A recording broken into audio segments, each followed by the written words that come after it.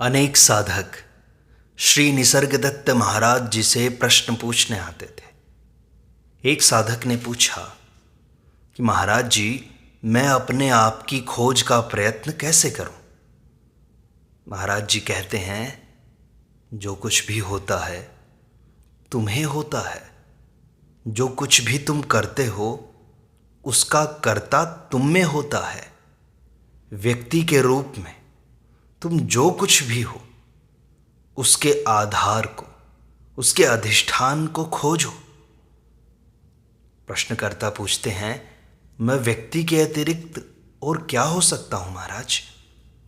महाराज कहते हैं, पता लगाओ।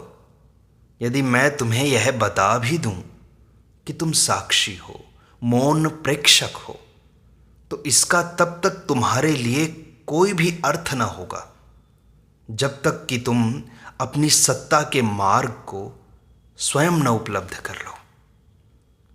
प्रश्नकर्ता पूछते हैं, मेरा प्रश्न यह है कि अपनी स्वयं की सत्ता का मार्ग पाने का क्या तरीका है?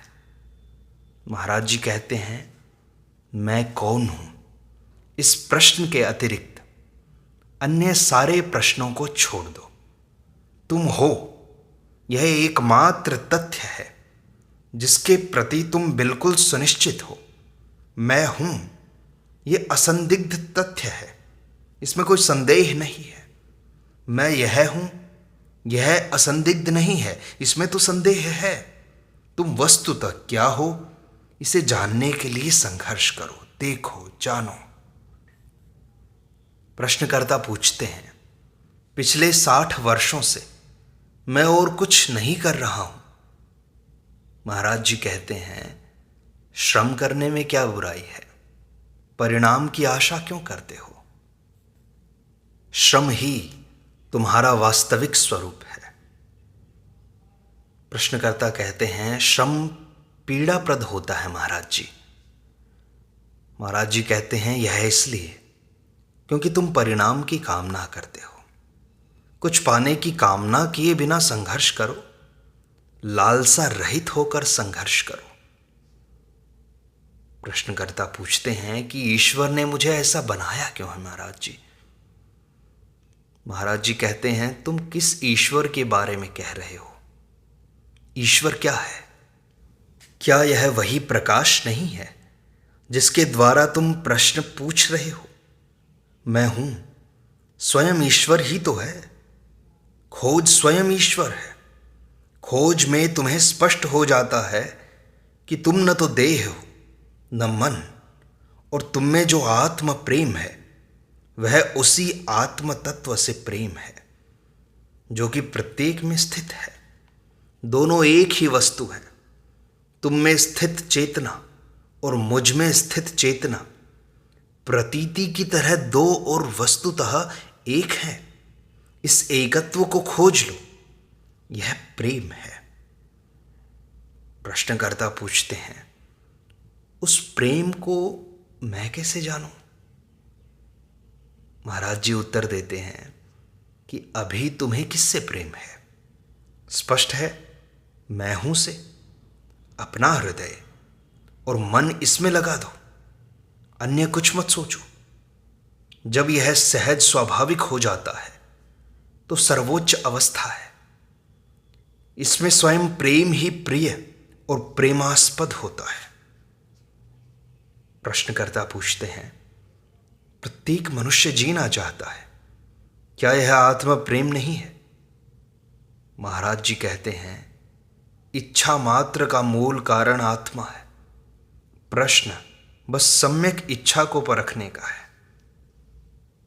प्रश्नकर्ता पूछते हैं, सम्यक और असम्यक, सही और गलत तो संस्कार और प्रथा के अनुसार बदलता रहता है महाराज जी। समाज के साथ आदर्श बदल जाते हैं। महाराज जी कहते हैं, समस्त सामाजिक आदर्शों को हटा दो, उन्हें पाखंडियों के लिए रहने दो। केवल वही वस्तुतः अच्छा होता है जो तुम्हें इच्छा, भय और गलत धारणाओं से मुक्त करता है। जब तक तुम पाप पुण्य की चिंता करते रहोगे, तुम्हें शांति अनुभव न होगी। प्रश्नकर्ता पूछते हैं, मुझे स्वीकार है कि पाप और पुण्य समाज द्वारा मानव मूल्य है, पर आध्यात्मिक दृष्टि से भी तो पाप और पुण्य हो सकता है। आध्यात्मिक से यहाँ मेरा तात्पर्य है निरपेक्ष या परम दृष्टिकोण। क्या निरपेक्ष पाप अथवा पुण्य नाम की कोई वस्तु होती है महाराज जी? महाराज जी कहते हैं, पाप और पुण्य व्यक्ति के संबंध में होते हैं। पापी या पुण्यात्मा के अभाव में पाप और पुण्य किसे कह सकेंगे? निरपेक्ष के तल पर व्यक्ति नहीं होते। शुद्ध चैतन्य का महासागर न तो पापी है और न पुण्यवान है। पाप और पुण्य अनिवार्यतः सापेक्ष वस्तुएं होते हैं। प्रश्नकर्ता पूछते हैं, क्या मैं इस प्रकार की अनावश्यक धारणाओं से छुटकारा पा सकता हूं? महाराज जी कहते हैं, तुम तब तक नहीं जब तक तुम अपने आप को व्यक्ति मानते हो। प्रश्नकर्ता पूछते हैं, मुझे किन लक्षणों से पता चलेगा कि मैं पाप और पुण्य दोनों से परे हो गया हूं? महाराज जी समझाते हैं, समस्त इच्छाओं और भय से व्यक्ति होने के विचार मात्र से मुक्त हो जाने पर मैं पापी हूं, मैं पुण्यवान हूं, इस प्रकार की धारणाओं को महत्व देना ही पाप है। किसी वस्तु विशेष से अपना तादात्म्य करना, यही तो एकमात्र पाप है। निर्वैयक्तिक वास्तविक है। व्यक्तित्व आता और जाता रहता है। मैं हूं, यह व्यक्तित्व की सत्ता नहीं है, यह तो निर्वैयक्तिक है। मैं यह हूं, मैं वह हूं, यह व्यक्तित्व है। व्यक्ति सापेक्ष होता है, जबकि शुद्ध सत्ता मौलिक वस्तु है। प्रश्नकर्ता पूछते हैं, पर यह तो निश्चित है कि शुद्ध सत्ता न तो अचेतन है और न ही वह विवेकहीन है। फिर यह पाप और पुण्य से परे कैसे हो सकती है महाराज? कृपया हमें केवल यह बताइए कि शुद्ध सत्ता में प्रज्ञा है या नहीं है। महाराज जी कहते हैं, ये सारे प्रश्न तुम्हारे द्वारा अपने आप के व्यक्ति होने के विश्वास से उठते हैं। व्यक्तित्व से परे उठो और पता लगाओ कि तुम कौन हो। प्रश्नकर्ता पूछते हैं, जब आप मुझे व्यक्ति न होने के लिए कहते हैं तो वस्तुतः आपकी बात का आशय क्या होता है? महाराज जी कहते हैं, मैं तुम्हें न होने के लिए नहीं कहता, यह तुम कर ही नहीं सकते। मैं तुम्हें बस यही कहता हूं कि तुम्हारा जन्म हुआ, तुम्हारे कोई माता पिता है, तुम्हारी देह विशेष है, तुम्हारी मृत्यु होगी, और इस प्रकार की अन्य कल्पनाएं तुम बंद कर दो। जरा इस दिशा में प्रयत्न करो, प्रारंभ तो करो। यह उतना कठिन नहीं है जितना कि तुम सोच रहे हो। प्रश्नकर्ता कहते हैं, अपने आप को व्यक्ति की तरह सोचना ऐसा पाप है जो कि निर्वैयक्तिक द्वारा किया जाता है। महाराज जी कहते हैं, फिर व्यक्तित्व वाला दृष्टिकोण है तुम्हारा। अपनी पाप और पुण्य की धारणाओं को निर्वैयक्तिक आत्मा पर लाद कर उस पर दोषारोपण क्यों कर रहे हो? यह बात उस पर लागू ही नहीं होती। निर्वैयक्तिक का अच्छे और बुरे की तरह वर्णन नहीं किया जा सकता। यह अस्ति भाति प्रतीति है, पूर्णतः निरपेक्ष है। पाप के लिए वहां संभावना ही कहां है, और पुण्य यह बस पाप का ही विपरीत है। प्रश्नकर्ता पूछते हैं, परंतु दैवी गुणों के विषय में भी तो बात की जा सकती है ना? महाराज जी कहते हैं, दिव्य स्वरूप, दैवी स्वभाव ही वास्तविक सद्गुण है। तुम वस्तुतः जो हो वही तुम्हारी दिव्यता है, परंतु पाप से विपरीत जिस सद्गुण अथवा पुण्य की बात तुम कर रहे हो वह और कुछ नहीं वरन भय से उत्पन्न आज्ञाकारिता भर है। प्रश्नकर्ता पूछते हैं, फिर अच्छा बनने के लिए इतना प्रयत्न क्यों किया जाए? महाराज जी कहते हैं, इससे तुम गतिशील बने रहते हो। तुम तब तक प्रयासरत रहते हो जब तक कि ईश्वर प्राप्ति न हो जाए। जब ईश्वर तुम्हें स्वयं में समाविष्ट कर लेते हैं और तुम्हें वैसा ही बना देते हैं जैसा कि वह है, तब तुम कर्म नहीं करते, तब तुम अच्छा बनने का प्रयास भी नहीं करते। प्रश्नकर्ता पूछते हैं, किसी प्रसंग में तो कर्म विशेष को स्वाभाविक माना जाता है, जबकि किसी अन्य प्रसंग में उसे ही पाप मान लिया जाता है। कौन सा कारण इसे पाप बना देता है? महाराज जी कहते हैं, अपने श्रेष्ठतर ज्ञान के विरुद्ध कोई भी कर्म किया हो वह पाप ही होता है। प्रश्नकर्ता कहते हैं, ज्ञान तो स्मृति पर आधारित होता है ना महाराज जी? महाराज जी कहते हैं, अपने आप को स्मरण रखना पुण्य है, अपना विस्मरण पाप है। सारांश यह है कि इसका संबंध चेतना और पदार्थ के मध्य स्थित मानसिक अथवा मनोवैज्ञानिक जोड़ से होता है। इस जोड़ को हम अंतःकरण कह सकते हैं। जब अंतःकरण अपरिपक्व, अविकसित और एकदम आदिम होता है, तब यह कई प्रकार के छोटे बड़े भ्रमों का शिकार हो जाता है। जब इसके विस्तार और संवेदनशीलता की वृद्धि होती है, तो यह शुद्ध चेतना और शुद्ध पदार्थ के मध्य की परिपूर्ण कड़ी बनकर पदार्थ को सार्थकता एवं चेतना को अभिव्यक्ति प्रदान करता है। पदार्थमय विश्व अर्थात महदाकाश और चेतन विश्व अर्थात परमाकाश, इन दोनों के मध्य में वैश्विक मानस या चिदाकाश होता है, जो कि वैश्विक हृदय अर्थात प्रेमाकाश है। विवेकपूर्ण प्रेम इन दोनों को एक बना देता है। प्रश्नकर्ता पूछते हैं, कुछ व्यक्ति मूढ़ होते हैं जबकि कुछ मेधावी होते हैं। यह अंतर उनके अंतःकरणों में होता है। परिपक्व व्यक्ति अधिक अनुभवों से गुजर चुके हैं। जैसे कोई बच्चा खाते पीते हुए, खेलते और सोते हुए विकसित हो जाता है, उसी प्रकार से जब तक मनुष्य का अंतःकरण भी चेतना और देह के मध्य स्थित एक परिपूर्ण सेतु जैसा विकसित नहीं हो जाता, तब तक उन सब बातों से प्रभावित होता रहता है जिसे व्यक्ति सोचता है, अपने हृदय में अनुभव करता है और उसका आचरण करता है। जिस तरह कोई पुल दो किनारों के यातायात को संभव बनाता है, उसी तरह अंतःकरण स्रोत और उसकी अभिव्यक्ति को परस्पर जोड़ता है। महाराज जी कहते हैं, इसे प्रेम कहो, पुल प्रेम का है। प्रश्नकर्ता कहते हैं, अंततः सब कुछ अनुभव ही तो है महाराज जी।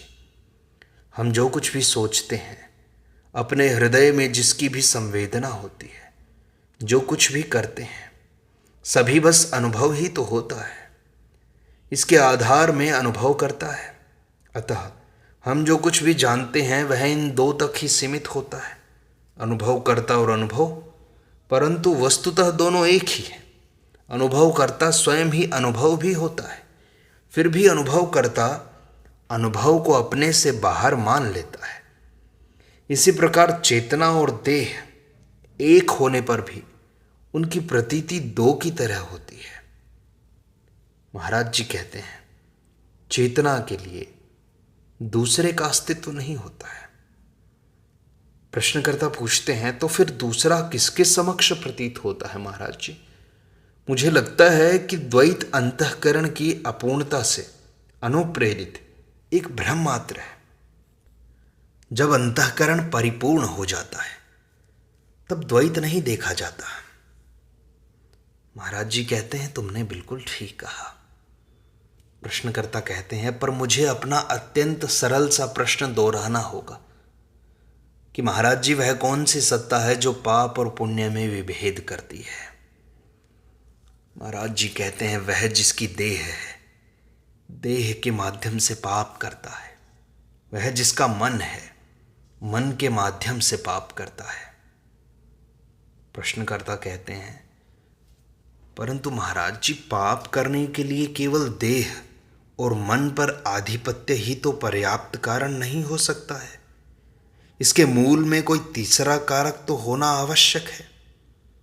पाप और पुण्य के प्रश्न पर मैं पुनः पुनः इसलिए आ जाता हूँ क्योंकि आजकल की नई पीढ़ी के युवा निरंतर यह कहते रहते हैं कि न तो पाप नाम की कोई वस्तु है और न मनुष्य को क्षुब्ध होने की आवश्यकता है।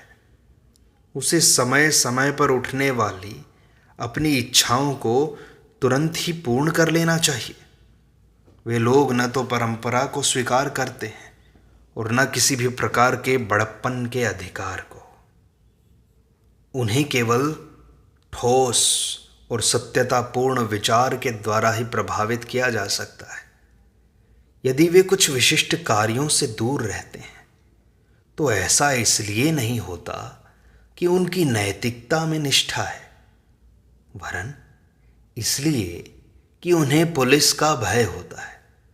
निश्चित ही वे जो कुछ कहते हैं उनमें कुछ यथार्थता है, क्योंकि हम देखते हैं कि किस प्रकार स्थान और समय के साथ हमारे आदर्श बदलते रहते हैं।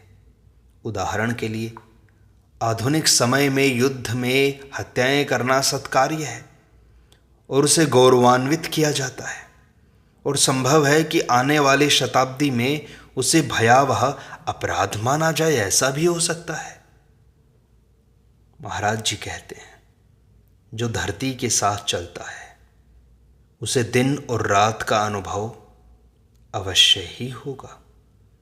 जो सूर्य के साथ स्थिर है उसे अंधकार का पता न चलेगा। मेरा संसार तुम्हारा संसार नहीं है। मेरी दृष्टि में तुम सब मंच पर अभिनय करते रहते हो। तुम्हारे आगमन और विदाई में कोई वास्तविकता नहीं है। तुम्हारा जन्म और मृत्यु केवल खेल है। तुम लोग धरती में स्थित हो।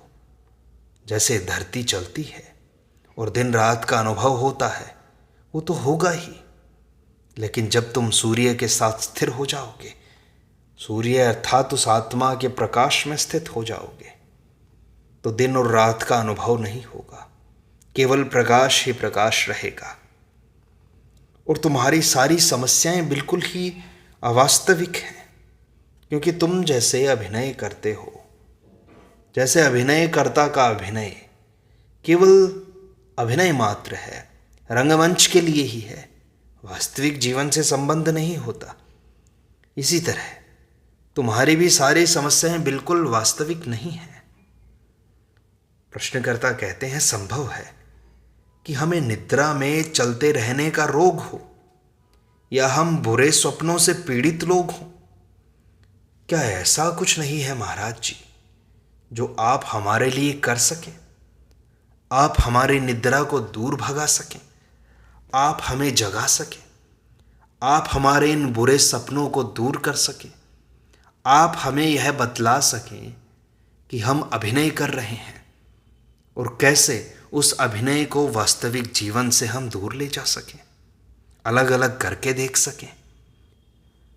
महाराज जी कहते हैं, मैं उसे कर रहा हूं। तुम्हारी स्वप्न सी अवस्था में यह बतलाने हेतु ही मैंने प्रवेश किया है। मैं तुम्हें यही बतलाने आया हूं कि अपने आप को और अन्यों को चोट पहुंचाना बंद करो, पीड़ा मत सहो, जाग जाओ, उस प्रकाश में स्थित हो जाओ। प्रश्नकर्ता कहते हैं, तो फिर हम जागते क्यों नहीं हैं महाराज? क्यों इस स्वप्न में पड़े हैं? क्यों इन दुखों को सहते हैं? क्यों अपने मूल स्वरूप को हम जान नहीं पाते? क्यों इतनी पीड़ाएं हम झेल रहे हैं?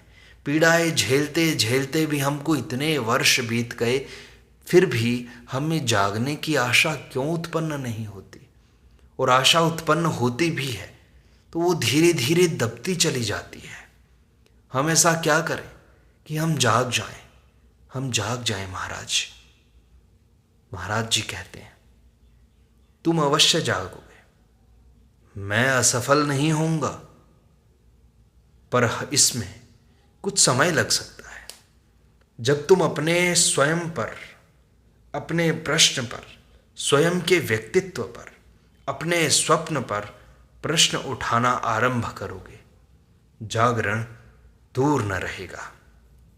तुम स्वयं की सत्ता खोजने लगोगे, मैं कौन हूं, इस प्रश्न में स्थित हो जाओगे, तब जागरण दूर न रहेगा और तुम अवश्य जागोगे। यह मैं आश्वासन देता हूं तुम्हें, तुम अवश्य जागोगे।